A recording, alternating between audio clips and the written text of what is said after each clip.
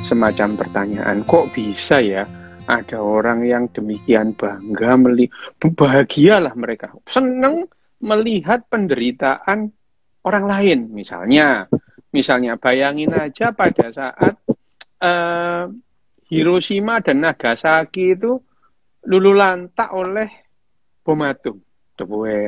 Kira-kira itu orang sekutu seneng enggak? Seneng lah, ya itu. Bagaimana misalnya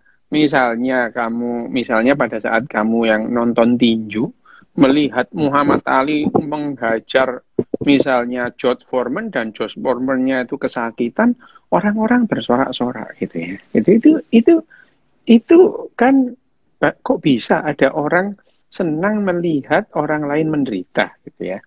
Atau ini deh itu ya, sekarang ini lagi pada saat Inggris mengalahkan lawannya, itu kok bisa? Itu yang namanya orang itu enggak kenal juga Inggris juga enggak gitu ya. Terus bisa dia berteriak-teriak kalau jagonya menang, seneng itu ya itu. Ya, ini kalau dipikir-pikir ya, sepertinya ini ada juga ini ya, enggak masuk akal misalnya enggak masuk akal kalau ada misalkan segerombolan manusia yang melakukan kebulatan tekad, kebulatan tekad yang meledakkan bom gitu ya, meledakkan bom misalkan di toko gitu ya, itu kok bisa seperti itu gimana ceritanya itu, dan dia harus mati demi meledakkan diri di toko gitu ya, kok bisa itu ada orang yang mau-maunya meledakkan dirinya di toko sampai dia mati gitu. Ini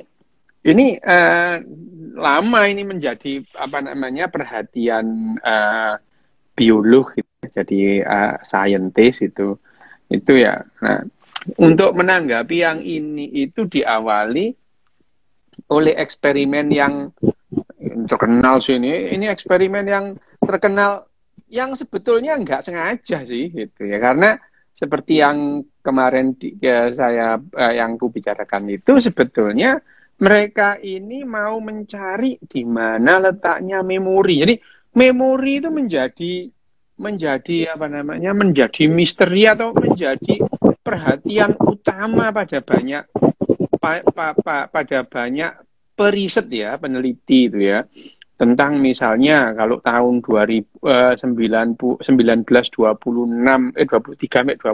itu ya, Leslie mencari di mana letaknya memori itu ya, terus dia merusak sebagian kecil setiap korteknya tikus gitu. Nah, ternyata setiap kortek dirusak itu, tikus itu mengalami kesulitan untuk mengingat gitu ya. Itu tahun 1920-an dan itu kemudian yang menjadi cikal bakal ya, pemicu tentang hoax yang katanya otak manusia itu hanya digunakan 10%. Itu awalnya itu penelitiannya si Leslie itu ya, itu. Tapi ya yang ngomong begitu bukan Leslie, yang ngomong begitu itu ada di bukunya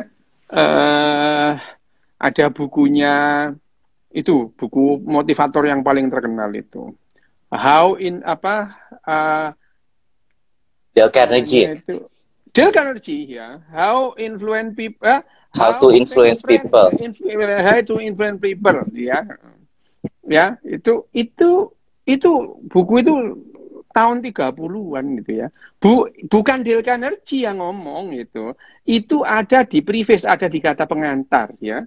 Ada pengantar dalam buku How to Win Friends and Influence People. Itu buku tahun 80. Nah, itu di buku itu, di pengantar buku itu yang pertama kali ada bahwa manusia itu menggunakan otaknya cuma 10%. Nah, yang ngomong begitu itu bukan dokter, bukan biolog ya, bukan ahli biologi, bukan saintis, yang ngomong motivator gitu. Dan semua orang mengiyakan aja itu, dan bahkan banyak dokter yang ikut-ikutan ngomong kita menggunakan otak kita cuman 10%. Itu adalah Leslie itu adalah istilahnya pelopor tentang penelitian mengenai di mana letaknya memori. Nah, kalau kita ngomong soal yang namanya ini yang tentang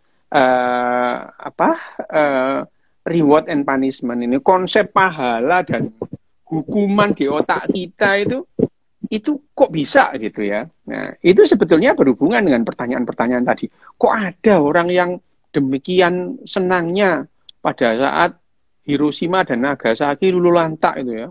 Orang Amerika dan orang Eropa sorak-sorak itu ya. Ya, itu pada saat misalkan melihat Muhammad Ali nempelengin lawannya di ring itu, yang lain teriak-teriak penggemarnya Muhammad Ali gitu ya. Kok bisa seperti itu? Atau ya kayak ini kita nonton Piala Euro gini, Inggris menang itu yang jago Inggris seneng-seneng gitu ya. Nah tadi itu ya kalau itu ada eksperimen yang terkenal yang sebenarnya itu juga nggak sengaja itu. Jadi dalam hal ini dia tidak merusak. Kalau siapa namanya Old dan Milner ini, James Old dan Peter Milner ini tidak merusak otak tikus gitu ya. Tapi tikus itu dipasang probe ya, dipasang kawat kecil gitu ya. Dan kawatnya itu ya, jadi saya itu memasang elektroda di otak beberapa tikus gitu ya. Nah, tahun 54 itu James Old dan Peter Milner itu akhirnya dia menemukan antara kebahagiaan dengan dopamin dan nukleus accumbens di otak. Sebetulnya nggak sengaja sih ini. Gitu. Jadi eksperimen ini membuat Old dan Milner lihat bahwa ada hubungan antara kebahagiaan, dopamin, dan tempat di otak yang namanya nukleus accumbens. Nah, itu yang namanya di talamus itu adalah di pusat emosinya manusia itu ya, di yang namanya amigdala. Yang namanya nukleus accumbens itu ada di amigdala, dan itu yang pertama kali ya. Jadi risetnya Old dan Milner itu akhirnya menuntun kita mengetahui bahwa pusat kebahagiaan, pusat kesenangan itu ya, dan pusat emosi itu adalah nukleus accumbens yang ada di amigdala. Tapi dalam riset itu, Old dan Milner itu juga menemukan bahwa kebahagiaan yang berlebihan itu bisa mengakibatkan kematian. Gitu ya ini. Ini yang namanya happiness, dalam hal ini happiness yang berlebihan itu ya, bukan menjadi motivasi untuk hidup, tapi bahkan menjadi demotivasi untuk hidup itu. Nah, gimana ceritanya penelitian itu? Gini ceritanya ya. Jadi Old dan Milner itu memasukkan elektroda ya, kawat kecil gitu ke otak beberapa tikus dan di elektrodenya itu dialirkan itu arus listrik gitu ya. Arus listrik kecil ya. Sehingga NACC itu bekerja kalau tikus itu menekan pedal. Jadi gini ya. Jadi dimasukkan elektroda terus ada pedal di depan tikus itu. Setiap kali tikus itu menginjak pedal, maka ada aliran listrik yang ke arah nukleus accumbens itu, ya. Gitu dan kemudian NACC itu menghasilkan dopamin gitu. Nah artinya ya pada saat tikus itu menekan pedal gitu ya, tikus itu mengalami sensasi kebahagiaan pada saat menekan pedal. Oh ya itu. Jadi ini Old Milner melihat bahwa akhirnya awalnya itu dia tidak notice. Tikus ini akhirnya tidak mau makan ya. Tidak mau makan, tidak mau ngapain, cuma di pojokan aja itu menekan-nekan pedal gitu ya. Menekan-nekan pedal. Tikus-tikus ini mengalami sensasi kebahagiaan pada saat menekan pedal gitu. Nah, ketika tikus-tikus itu diberi pilihan antara makanan yang enak dan pedal, mereka itu milih menekan pedal, bukan makan gitu ya. Bukan makan itu. Ini ya seperti anak-anak yang lebih milih nerusin main game timbang makan, ya enggak? Anak kecil itu kalau sudah asik main game ya nggak mau makan, tapi sebetulnya yang dihasilkan itu adalah dopamin di nukleus accumbens yang membanjiri dan dia memiliki rasa pleasure ya, lebih kepada senang ketimbang bahagia itu ya. Tapi dua-duanya dia merasa senang dan merasa bahagia. Nah, tikus-tikus itu menekan pedal lagi, menekan sampai mereka lemes dan lapar dan telan kemudian mati. Jadi sebetulnya yang namanya dopamin yang ada di nukleus accumbens itu dia menimbulkan rasa bangga, rasa bahagia, rasa senang itu dan tanpa makan. Padahal biasanya pada saat tikus itu mendapatkan makanan itu ya, mendapatkan makanan, yang terjadi adalah mengalirnya dopamin di nukleus accumbens di amigdala dia, sehingga dia merasakan sensasi kesenangan dan kebahagiaan ini. Nah, pada saat tanpa makan tapi di otak di bagian amigdalanya itu mengalami lonjakan dopamin. Nah, tikus ini seperti nggak perlu makan itu. Ya, nggak perlu makan. Nah, dopamin yang tidak ada itu ya, kalau kita bicarakan ya, apa namanya? Dopamin yang tidak ada itu terus kemudian jadi kalau akhirnya otak tikus itu tahu kalau kemudian dia melakukan sesuatu, dia akan merasakan sensasi. Itu yang dinotis meskipun tikus nggak punya kesadaran gitu ya. Nah, jadi ini pernah kita bicarakan ya, Ted, misalnya pernah eksperimen tikus itu dibiarkan terapung-apung di akuarium ya. Di akuarium. Tikus itu berusaha untuk memanjat memanjat kacanya, dinding kaca akuarium itu. Ya, dinding akuarium itu. Nah, pada rata-rata tikus-tikus ini akan berhenti gitu ya. Berhenti pada saat menit ke-15 itu.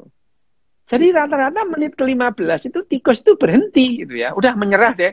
Dia terapung-apung gitu ya. Nah, ada perlakuan lain gitu ya. Pada saat 1 menit sebelum tikus-tikus itu menyerah, pada saat menit ke-14, terus kemudian tikus itu dibukakan dibukakan tempat di akuarium itu sehingga dia bisa berjalan gitu.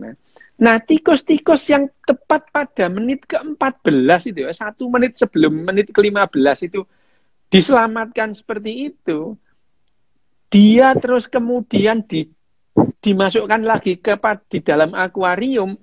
Nah, effortnya itu lebih lama. Rata-rata mereka itu berhenti pada menit ke-20 gitu.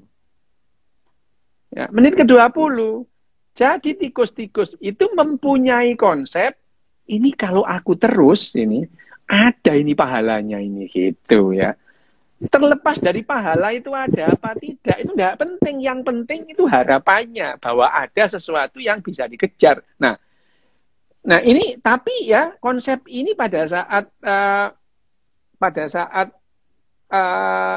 Old dan Milner ini melakukan itu, mereka tidak bisa menjelaskan fenomena itu ya.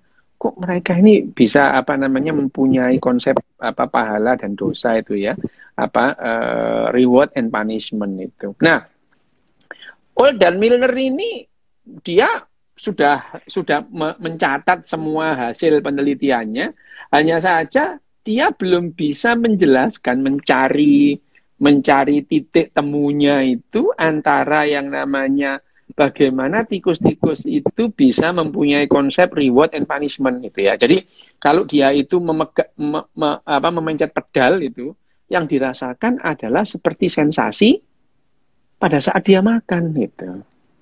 Nah, jadi akhirnya pada saat diberi makan, tikus itu lebih memilih menginjak pedal karena apa? Less effort ya. Less effort, usaha untuk makan itu akan lebih besar ketimbang nginjak pedal gitu. Jadi akhirnya itu tikus itu di pojokan nginjak pedal, dan akhirnya dia mati gitu ya. Jadi yang namanya konsep bahwa kalau aku melakukan ini akan merasakan kebahagiaan gitu. Itu yang namanya konsep reward and punishment yang ada di otak kita. Nah, pada saat Old dan Milner itu tidak bisa menjelaskan waktu itu dan masih perlu lebih dari 3 dekade ya. Jadi Old dan Milner itu melakukan di tahun 54 gitu ya. Tetapi fenomena ini bisa diketahui mekanismenya 35 tahun kemudian gitu ya. Jadi ada serangkaian penelitian lain yang menindaklanjuti penelitian Old dan Milner ini ya. Nah, ya tapi akhirnya ya kita bisa paham bahwa yang namanya konsep reward and punishment itu disebabkan oleh aktivasi nukleus akumben di amigdala oleh dopamin itu. Jadi as simple as that itu. Jadi ini memerlukan waktu hampir 40 tahun ya, 35 tahun baru terjawab itu. Ya, di awal 90-an itu, di awal tahun 90-an, 92 gitu, akhirnya neuroscientist itu, pelopor-pelopor neuroscientist itu menemukan bahwa tikus-tikus riset Old dan Milner itu mati akibat stimulasi NACC oleh pelepasan dopamin yang secara berlebihan itu. Sehingga dia nggak perlu makan lagi, dia merasakan kegembiraan, kebahagiaan ya sama lah kan seperti kalau kamu jatuh cinta itu nggak mau makan, nggak bisa tidur gitu. Itu ya, itu ya karena pelepasan neurotransmitter dopamin di otak secara masif itu. Nah, persepsi tentang pahala dan dosa ini, reward dan punishment di otak kita itu, otaknya tikus juga gitu ya, di otak manusia dan otak tikus saja sudah punya nih, di otak ini tidak mementingkan apakah pahala dan dosa itu nantinya ada sungguhan atau tidak itu. Nah, contohnya ya tadi, misalkan tikus yang sudah diselamatkan pada saat dia renang di akuarium itu 1 menit menjelang dia putus asa itu ya. Nah, terus kemudian dia dicemplungkan lagi di beberapa saat kemudian, dia tidak berhenti pada menit ke-15 itu. Dia berhentinya pada menit ke-20 karena bagi dia ini belum waktunya menyerah ini gitu ya. Otaknya itu awareness di otaknya itu mengatakan jangan menyerah pada saat menit ke-15 ini masih ada perpanjangan waktu ini gitu ya. Nah, dia tidak tahu bahwa yang namanya menit ke-20 itu benar-benar ada atau tidak gitu ya. Ya tidak ada itu ya, tidak ada. Nah, itu jadi yang disebabkan yang namanya persepsi atau konsep tentang reward and punishment di otak ini tidak mementingkan apakah reward dan punishment itu nantinya itu ada sungguhan atau tidak itu. Tapi harapan itu ya tentang pahala ya, itulah yang menimbulkan kegembiraan yang sayangnya apa untungnya ya, ini adiktif itu. Adiktif. Jadi kalau kita itu mempunyai harapan terhadap reward, itu adiktif itu. Adiktif itu. Perkara rewardnya itu ada apa enggak penting itu. Tapi begitu ada misalnya sesuatu yang membuat kamu membayangkan akan mendapatkan sesuatu, itu adiktif itu. Itu yang menjelaskan kenapa ada orang yang adiktif terhadap ikut sesi-sesi motivator misalnya. Dia nggak berubah apa-apa itu. Tidak ada satupun yang berubah pada seseorang yang ikut sesi motivator berkali-kali itu. Tapi pada saat ngikuti itu dia mendapatkan harapan, wah, aku bisa membeli dunia. Wah, aku adalah satu dari naik motor lagi, naik angkot lagi seumur hidupnya itu. Tapi dia ikut itu ya itu ikut itu. Berarti si motivatornya pintar ya, pintar merangkai kata-kata sehingga menciptakan psychological rewards di otaknya si pendengar ya. Iya, gitu ya. Itu nah itu yang namanya persepsi tentang pahala dan dosa itu ya itu. Nah, itu tidak itu yang pertama. Ya. Nah, persepsi atau konsep tentang reward and punishment di otak ini yang pertama itu tadi tidak memerlukan tidak mementingkan itu ada apa enggak itu ya. Dan ini sayangnya bersifat adiktif gitu ya. Nah, kalau ada ya, Dan kalau ada individu yang sudah tidak peduli dengan keselamatan hidupnya sendiri itu, apalagi keselamatan orang lain itu ya, akumben yang dibanjiri oleh dopamin ini yang dikejar oleh orang-orang yang kecanduan itu ya. Jadi dia nggak peduli lagi tentang keselamatan dirinya atau keselamatan orang lain itu ya. Itu jadi kalau kita udah mengejar pahala itu, nggak peduli lah orang lain menderita atau kamu harus bersusah payah itu. Pokoknya pahala harus kedapat gitu ya. Nah, kalau kita berbicara, nah kok bisa adiktif apa? Nah, bahan-bahan obat adiktif yang bekerja dengan cara seperti itu tadi ya, itu ya. Tadi itu ya sama itu ya. Pecandu yang minum obat adiktif itu ya tadi tidak ya sama dengan tikus-tikus yang kelewat bahagia itu ya, mengejar pahala tadi itu ya. Narkoba yang dikonsumsi itu ya membuat nukleus accumbens itu ya, itu kebanjiran itu ya, kebanjiran dopamin dan mereka itu akan saya jadi ingat ini, Dok. Apa? Saya jadi ingat kalau yang gara-gara konsep ini kan di yang kalangan narkoba itu waktu mereka pakai itu dibilangnya chasing the dragon, padahal the dragonnya belum tentu ada ya. Iya, memang benar itu ya. Jadi pecandu yang minum obat adiktif tadi itu ya sama dengan tikus-tikus yang kelewat bahagia dan mengejar pahala tadi itu. Narkoba itu ya tadi, narkoba itu caranya ya membuat nukleus accumbens orang-orang itu yang memakai itu kebanjiran dopamin gitu ya, dan mereka itu akan mengejar apapun resikonya gitu ya. Entah itu harus kurus, lemah, mati sekalipun, nggak penting. Pokoknya dia akan mengkonsumsi itu karena yang didapatkan itu sensasi seperti tadi, tikus yang merasa bahagia dan gembira meluap itu. Nah, tadi kalau yang kita ngomongin, jadi sebetulnya ya bukan tidak ada penjelasan ilmiahnya itu. Kalau ada orang yang kecanduan demi mengejar pahala, pujian, sanjungan atau apalah yang membahagiakan terus sampai dia harus bunuh diri bahkan membunuh orang lain gitu. Ini penjelasannya itu. Jadi penjelasan konsep pahala dan dosa pada tikus. Iya, kalau tikus itu kan butuh cuman makan gitu ya. Manusia itu butuh dipuji gitu ya, butuh sanjungan gitu ya. Terus eksistensinya itu dihargai gitu.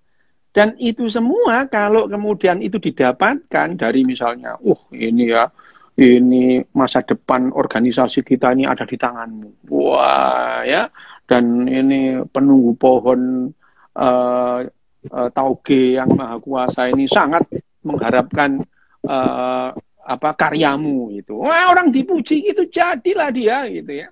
Wah, dia rela mati demi pujian tadi itu, karena pujian itu, wah, bayangin aja dari kecil dia nggak pernah dipuji orang gitu, sama emaknya dimarahin gara-gara sekolahnya nggak bener gitu ya.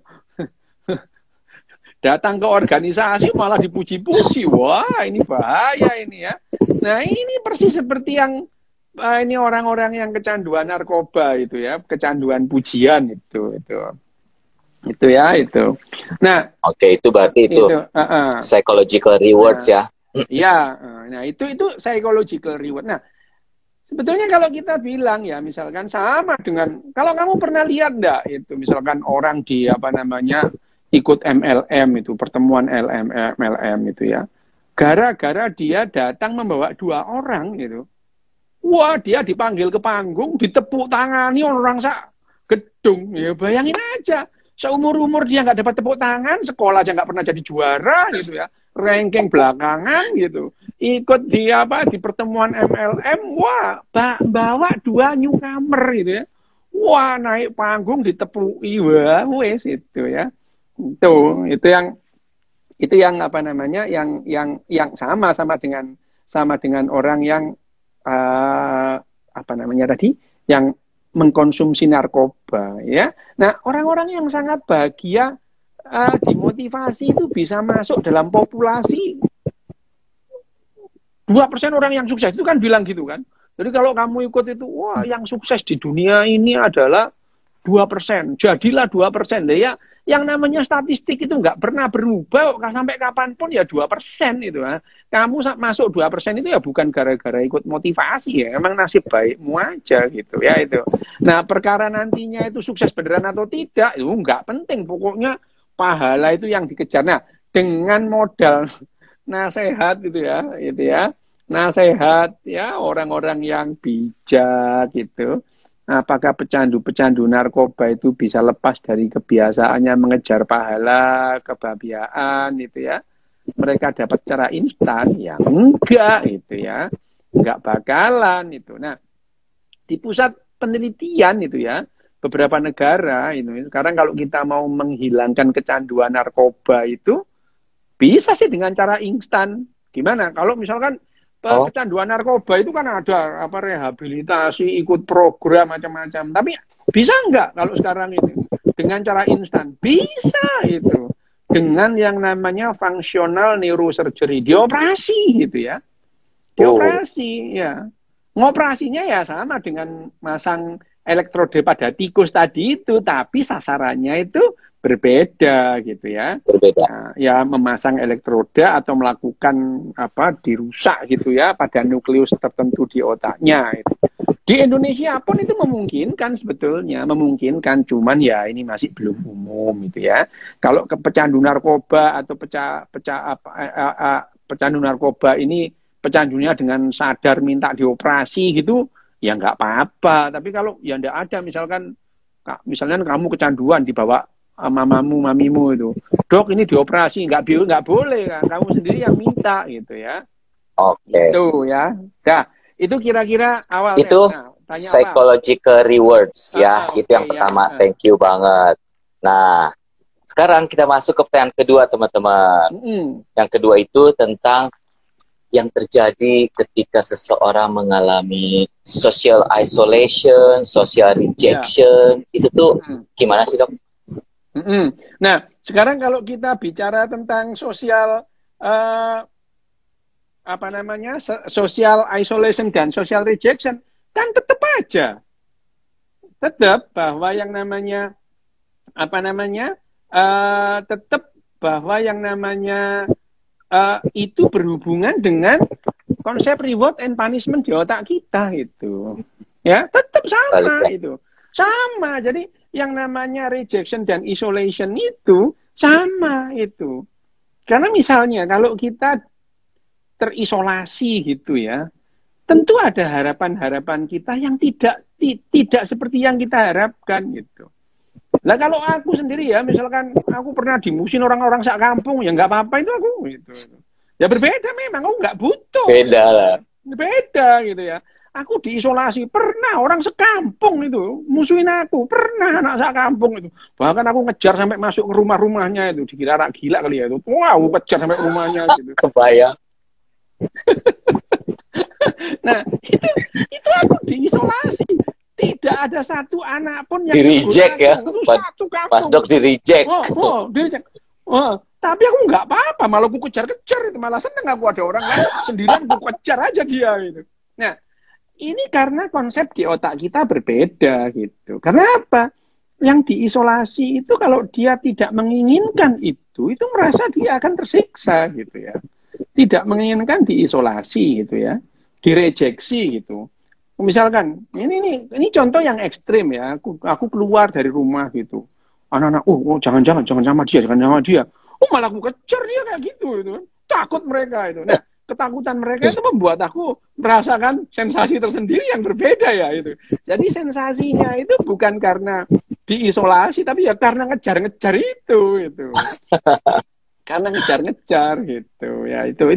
Itu isolasi dan rejeksi. Nah, tetap saja bahwa isolasi dan rejeksi itu adalah merupakan rangkaian dari konsep reward and punishment di otak kita gitu. Jadi kalau kamu menginginkan untuk diterima tapi direject, yang kamu dapatkan adalah seolah-olah kamu mendapatkan hukuman gitu. Dan kamu akan mendapatkan, aku akan diterima kalau aku gini. Sepatuku harus ini, bajuku harus ini. Kalau aku naik mobil begini, aku tidak akan diterima. Gitu ya.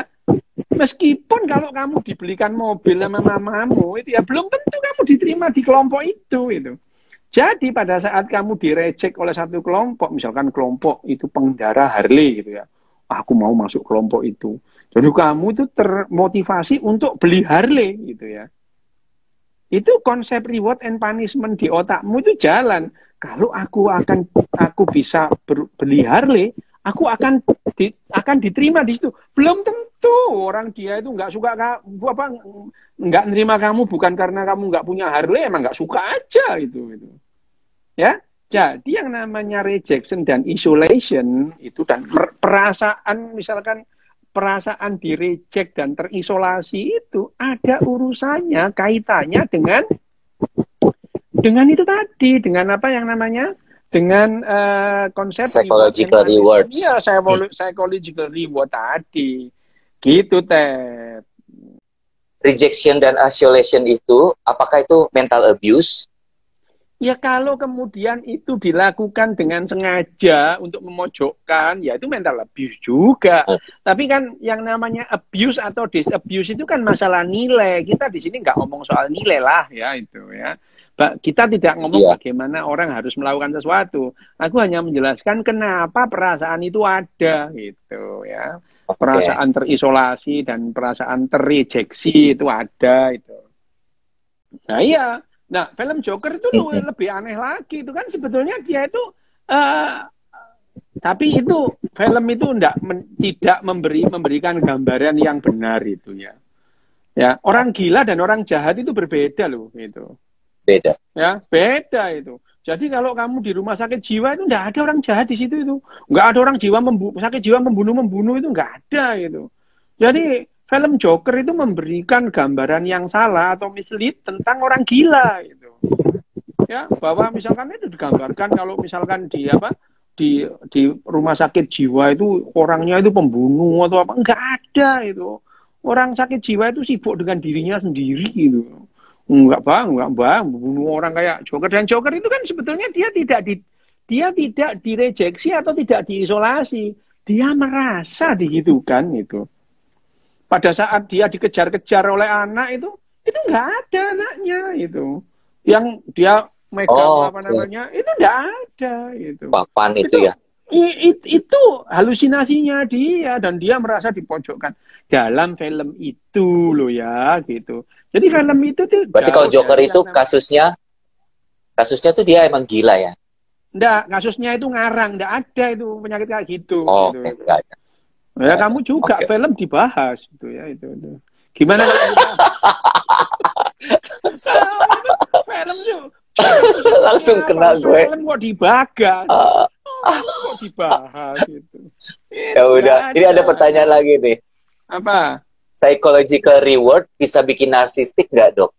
Narsisistik. Narsisistik itu narsisisme itu kan merasa diri itu keren, paling ganteng, paling cakep. Itu kan ini kan ada hubungan dengan mitologi Narsisus yang ada di mana? Di Yunani dan Romawi kuno. Ada orang yang namanya Narsisus itu yang sampai dia itu tiap hari datang ke telaga, terus kemudian dia bercermin di kolam ya. Itu wah, tidak ada orang yang cakep secakep dia gitu ya gitu. Itu yang yang namanya Narsisus tadi. Bahwa itu kan kejadian itu kan nggak banyak gitu. Nggak banyak orang yang sampai misalkan ekstrim kayak gitu. Nah, cuman pada umumnya orang itu ya ada narsisnya sedikit gitu. Kalau kamu meskipun mukanya nggak karu-karuan dia merasa cakep. Itu ada orang yang kayak gitu banyak. Gitu. Padahal mukanya salah cetak ya, Dok ya. Ya makanya gitu. Apalagi sekarang ya. Sekarang itu orang jadi masker genik gitu ya. Masker genik gitu. Jadi kalau pakai masker cakep. Oh, iya. Kalau dilepas aduh gitu ya. Ini pengalaman banget ini gue ini. Oke. Master genik. Nah, itu ya. Itu jadi narsisisme itu Narsisistik itu, narsisme itu, ya itu kecenderungan pada orang-orang tertentu. Apakah itu ada hubungannya dengan reward and punishment? Secara tidak langsung gitu. Secara tidak langsung gitu.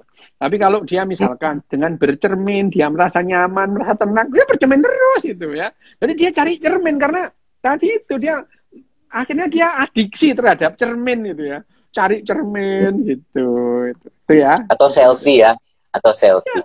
Ya, ya beda ya yang namanya orang pingin pamer sama narsis itu, jadi beda, istilah narsis sekarang itu kan misalkan selfie terus pamer ke orang itu.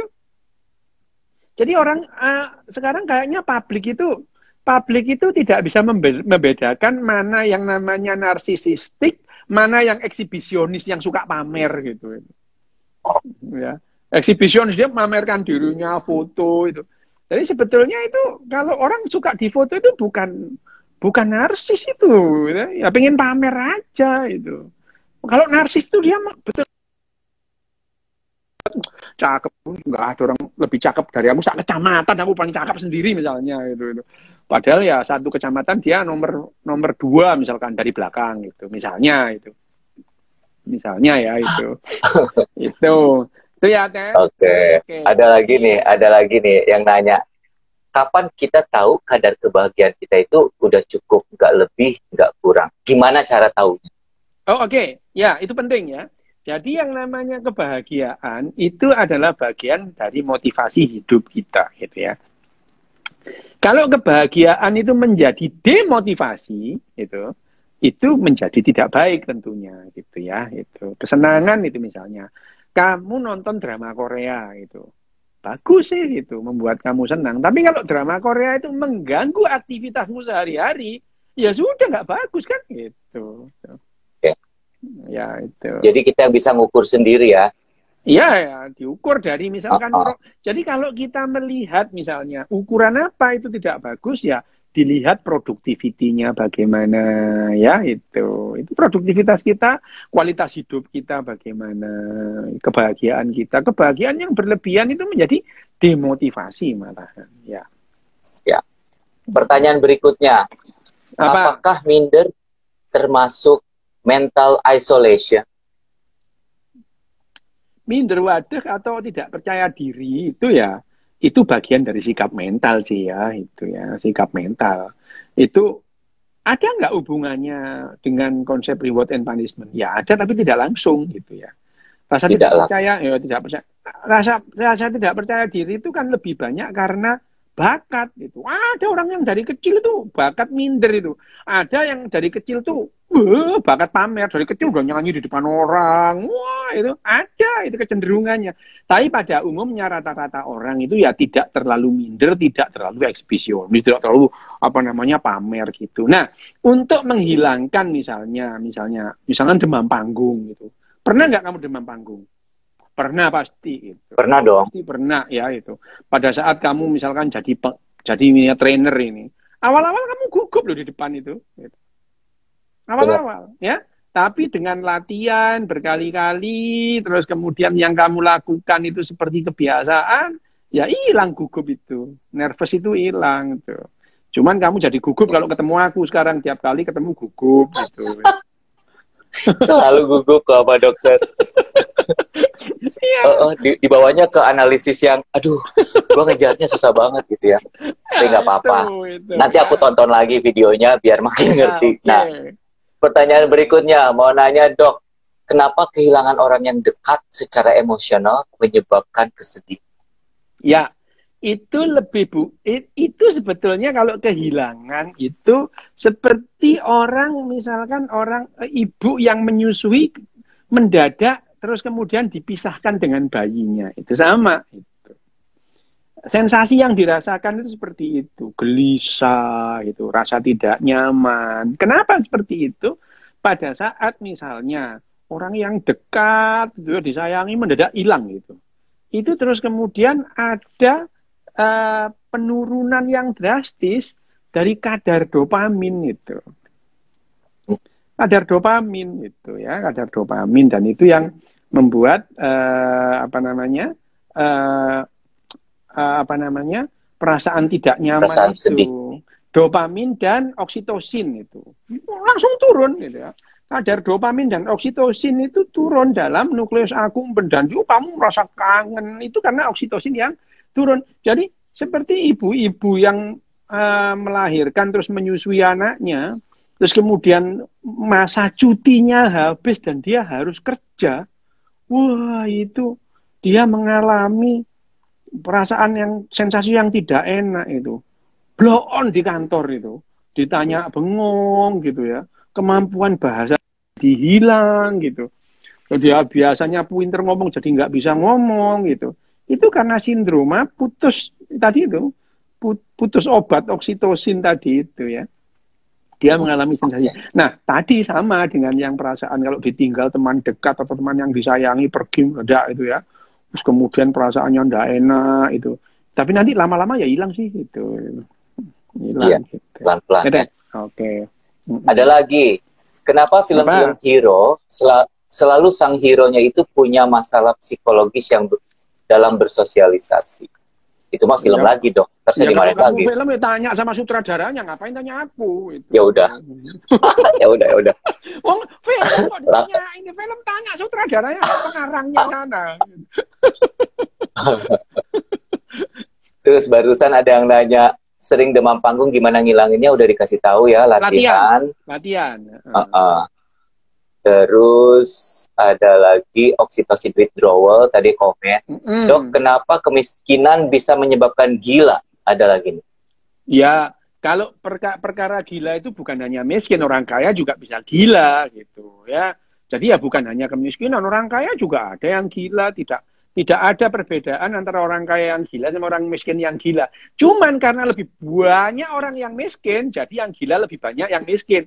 Cuman presentasinya sama. Di populasi orang miskin dan di populasi orang kaya, jumlah yang gila itu sama. Itu. Apa persentasenya sama. Jadi kalau iya sama, tapi kalau akhirnya dari persentase itu dijumlahkan, ya banyak yang miskin. Orang miskin lebih banyak itu ya. Siap. Jadi ya, itu bukan berarti kemiskinan menyebabkan kegilaan yang enggak, persentasenya sama kok, gitu ya. Kalau persentasenya sama ya itu bukan penyebab berarti ya. Siap. Next question. Oke, apa? Bisakah CRISPR menyembuhkan psikopati? Gimana? Bisakah CRISPR menyembuhkan psikopati? Apa, Ted?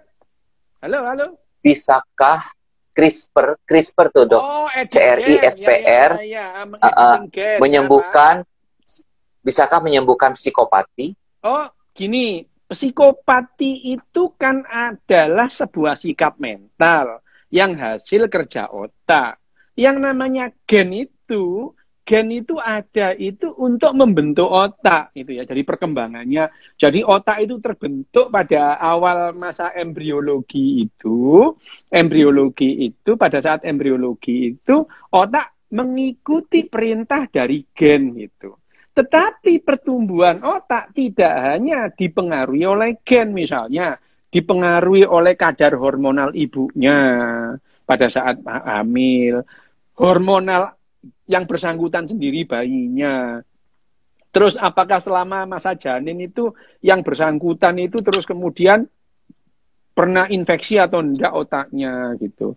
Jadi kalau untuk misalkan untuk mengkoreksi atau memanipulasi psikopati ya bukan dengan editing gen tapi dengan mengedit otaknya gitu.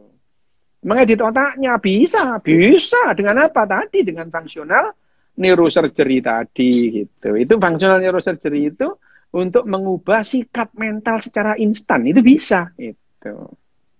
Iya. Bisa. Saya jadi penasaran di Indonesia itu sudah umum belum sih? Enggak umum. Tapi kalau ditanya kan memungkinkan enggak itu dikerjakan di Indonesia? Memungkinkan itu. Hanya ya enggak umum itu. Kalau misalkan di Inggris, di Belanda gitu sudah ada pusat-pusat rehabilitasi kecanduan narkoba itu yang dilakukan operasi di otaknya gitu. Ada itu. Nah, kalau di Indonesia itu kan tentang narkoba itu apa aja bingung gitu ya. Narkoba itu apa? Ganja dimasukin narkoba itu. Salah itu. Ya, terserah deh, sakarepmu lah gitu. Nah, jadi psikopati itu sebenarnya dibentuk atau dilahirkan sih, Dok? Ada yang nanya juga. Psikopati itu adalah kemampuan seseorang, hilangnya kemampuan untuk berempati, itu namanya psikopat, gitu ya. Ya ada orang yang psikopat ekstrim itu ada gitu ya. Ya kalau kita ngomong orang psikopat ekstrim itu dia itu tidak punya emosi, emosi gitu ya. Jadi dia melakukan aksi-aksinya itu ya tidak gembira, tidak sedih. Oh, dia melakukan aksinya biasa aja, santai aja itu. Takut juga enggak, khawatir juga enggak, gembira juga enggak gitu ya. Dia kehilangan kemampuan untuk beremosi. Dia tidak bisa menangkap emosi orang. Kalau disiksa itu terus kemudian dibunuh itu orang itu menderita. Dia nggak bisa. Gitu.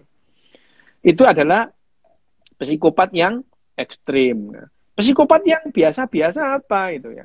Psikopat itu pada dasarnya dia tidak bisa merasakan penderitaan orang lain. Dia tidak bisa berempati. Itu. Dia bisa berempati. Bahwa membuang sampah itu kamu akan menyusahkan orang, itu nggak bisa notice itu. Jadi kamu membuang sampah seenaknya itu adalah part of psikopat itu. Kalau kamu mengambil barangnya orang itu, kamu berarti tidak bisa menotis atau tidak bisa otaknya tidak bisa merasakan bahwa orang yang diambil barangnya itu sedih gitu.